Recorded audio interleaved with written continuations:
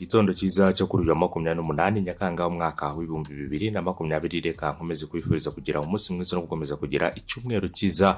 Aho rero turagenda tugana ku musozo w'iki cyumweru cyo kuri iyi tariki ya 28, akaba ari n'icyumweru cya nyuma cyo muri uku kwezi kwa karindwi mbere yuko twinjira mu kwezi gushya kwa munani. Buri wese rero ukomeje kubana natwe, buri wese ukomeje kudukurikira muri gahunda y'amakuru, ibiganiro tugenda tugutegurira, mwese tubahaye ikaze kandi tunabifuriza gukomeza kugira umunsi mwiza no gukomeza kunogerwa na gahunda z'amakuru, ibiganiro tugenda tugutegurira. Baramuke mu mirimo igitandukanye, muhahe muronke kandi mukomeze kugira ubuzima buzira umuze, mukomeze kugira ubuzima bwiza.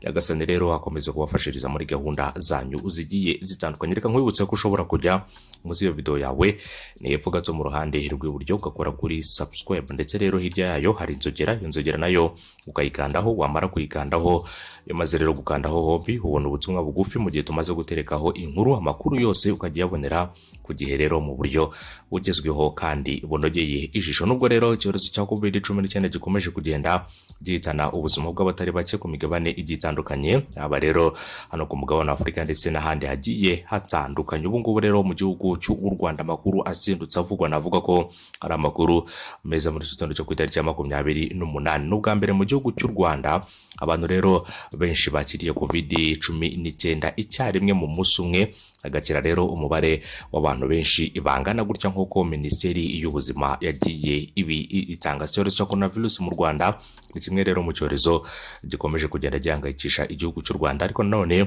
bitewe n'uko u Rwanda rwiteguye rwagiye rufata ingamba zitandukanye hakiri kare, rero bisa naho bakomeza kugenda bahangana n'iki cyorezo umunsi ku munsi. Aya makuru avuga ko abantu 58 bose barimo rero 55 b'i Kigali basanganywe coronavirus mu Rwanda kuri uyu wa mbere, mu gihe rero abayikize ari abantu 57. Umubare munini w'abasezerewe mu bitaro mu munsi umwe. Rero Minisiteri y'Ubuzima yatangaje ko rero mu barwayi bashya 58 bagaragaye coronavirus kuri uyu wa mbere harimo 55 b'i Kigali, bo mu mujyi wa Kigali rero bapimwe mu mudugudu iri mu Kato, babiri rero bo mu karere ka Rusizi n'umwe wo mu karere ka Musanze. Ikindi kandi nuko abarwayi bashya 58 bagaragaye mu bipimo 6,165 byafashwe, bituma umubare w'abamaze kwandura iki cyorezo mu Rwanda uba 1,879, mu gihe abamaze gukira iki cyorezo ari abantu 975, barimo 57 bose basezerewe mu bitaro umunsi umwe, mu gihe abakirwaye ari abantu 899,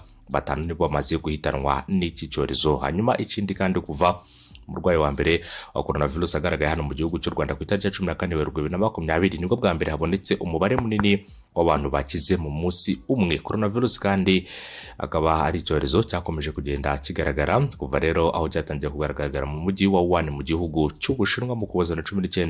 Kuri ubu ngubu rero 16,597 n'abantu 238 bamaze kwandura iki cyorezo ku isi yose, barimo rero 655 n'abantu 119 imaze guhitana, mu gihe 10,130 cyangwa se mu gihe 10,010 n'ibihumbi 137 n'abantu 818 bamaze gukira iki icyorezo. Urumva ko rero hari ibintu bikomeje kugenda rero bikorwaho umunsi ku munsi kugira ngo rero iki cyorezo barebe ko gishobora kuba cyagabanuka. Hanyuma rero mu gihugu cy'u Rwanda ayo makuru meza nuko hari abantu 57 bakiriye umunsi umwe kuva iki cyorezo cyagaragara. Andi makuru tugufitiye nuko abahoze rero ari abarwanyi ba M23 bari mu gihugu cy'u Rwanda bababajwe n'ibivugwa kuri bagenzi babo muri Repubulika Iharanira Demokarasi ya Kongo. Aya makuru avuga ko abahoze ari abarwanyi b'umutwe wa M23 warwanyaga ubutegetsi bwa Joseph Kabila baherereye mu Rwanda ngo baramagana amakuru amaze iminsi avuga ko bagenzi babo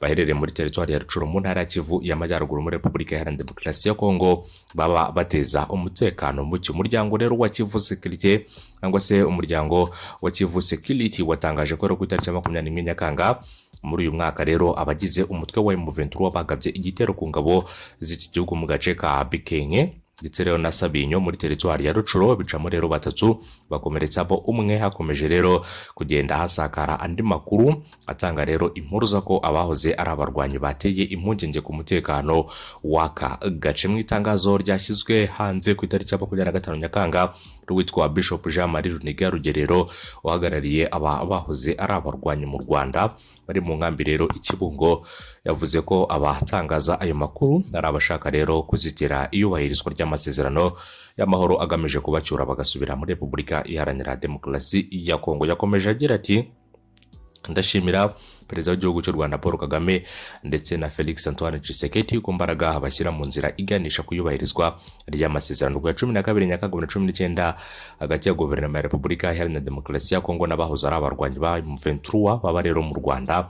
Yagize ati rero dushimiye kandi dushyigikiye ingufu abakuru b'ibihugu by'u Rwanda na Repubulika Iharanira Demokarasi ya Kongo bakomeje gushyira mu iyubahirizwa ry'amasezerano yo kuwa 12 z'ukwa karindwi 2019. Itangazo rero baherutse gusohora ryo kuwa 17 Nyakanga uwitwa Bertrand Bisimwa usanzwe rero ari umuyobozi wa politike wa M23 yasohoye itangazo ku itariki ya 17 Nyakanga n'irindi rero ryo ku itariki ya 22 ndetse n'uyu wa 26. Bisimwa rero akaba yaremeye koko hari abarwanya ba M23 bari ku butaka bwa Repubulika Iharanira Demokarasi ya Kongo bagiye rero kuva muri cyangwa se bagiye kuva muri 2017 bananiwe rero kwihanganira gutegereza aya masezerano bari cyanga. Ikindi kandi avuga ko ngo rero abo bayobowe na General Sultan Makenga usanzwe ahagarariye umutwe wa gisirikare wa M23. Ikindi kandi Bertrand Bisimwa wahungabanye rero na bamwe mu barwanyi muri Uganda yatangaje ko rero nta mirwano yabaye hagati ya M23 ndetse na FARDC nk'uko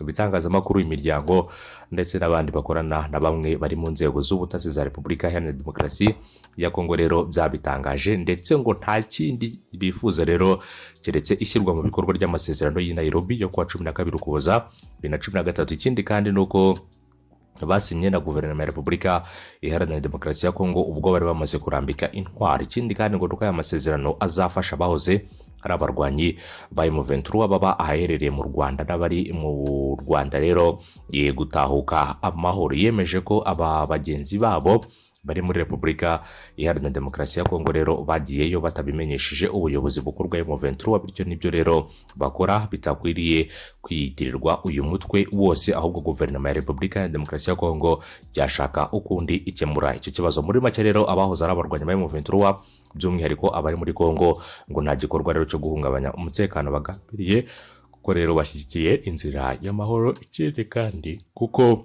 biguye mu masezerano yasinywe ya Addis Abeba rero ngo nuko aya masezerano yasinywe muri Ethiopia muri Nyakanga 2019 kuba bari rero muri Rucuro ngo niho rero bategereje iyubahirizwa ry'amasezerano abasubiza mu buzima busanzwe. Ababishaka rero bakajya ku gisirikare cy'igihugu. M23 rero ikaba yaranamaganye raporo za ICG ndetse na Chief Security ku itariki ya 15 Nyakanga muri uyu mwaka. Umuryango utegamiye kuri leta wa International Crisis Group washyizeho rero ndetse wanashyize ahagaragara raporo yitwa Democratic Republic of Congo Ending Cyclical Violence in Ituri. Akaba rero ari raporo isobanura ibikorwa by'ihohoterwa bikomeje gukorerwa mu ntara ya Ituri byabaye rero akaranda. Bahoze ari abarwanyi ba M23 baturutse rero mu nkambi muri Uganda bakaba bashinjwa kuba inyuma y'ibi bikorwa. Uyu muryango kandi bakomeje uvuga ko ibi bikorwa rero byatangiye muri 2017 ubwo abangaba bahoze ari abarwanyi bageragezaga rero ndetse banageraga ku butaka